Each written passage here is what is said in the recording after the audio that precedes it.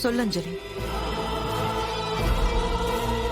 அக்கா, அப்பாவை பத்தி சொன்னல, என்னாச்சு?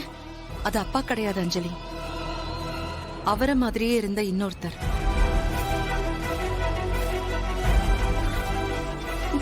என்னக்கா?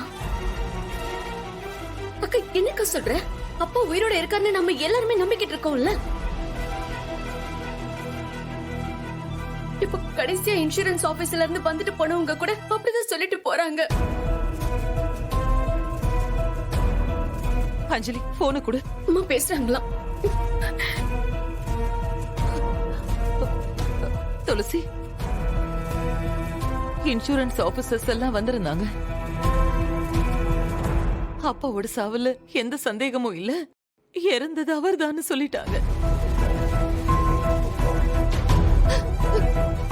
எங்களுக்கு என்ன பண்றதுனே தெரியல துளசி.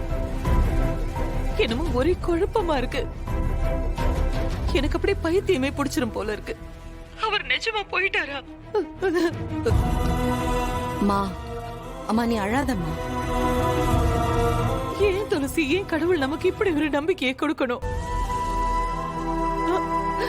அந்த நம்பிக்கையை ஏன் உடனே உடைக்கணும்? நான் எவ்வளவு சந்தோஷமா இருந்தேன் தெரியுமா? உங்களுக்கெல்லாம் உங்க அப்பா திரும்பி வருவாரா மாட்டாரான்னு ஒரு சின்ன சந்தேகமாவது இருந்திருக்கும்.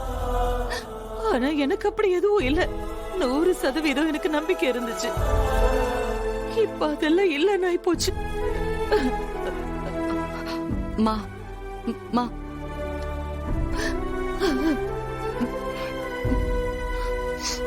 மேடம் அழாதீங்க மேடம்.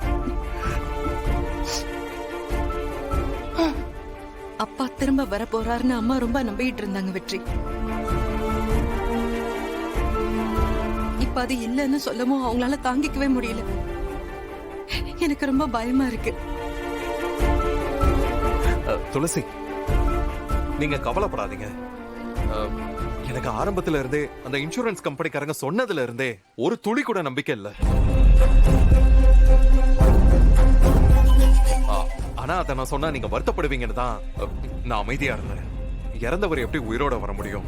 முருகன் மச்சானும் மாமா அடிபட்டதா கண்ணு முன்னாடியே பாத்திருக்காரு. அதுக்கப்புறமும் அவர் எப்படி உயிரோட இருக்க முடியும்? அதுக்கு வாய்ப்பே இல்ல.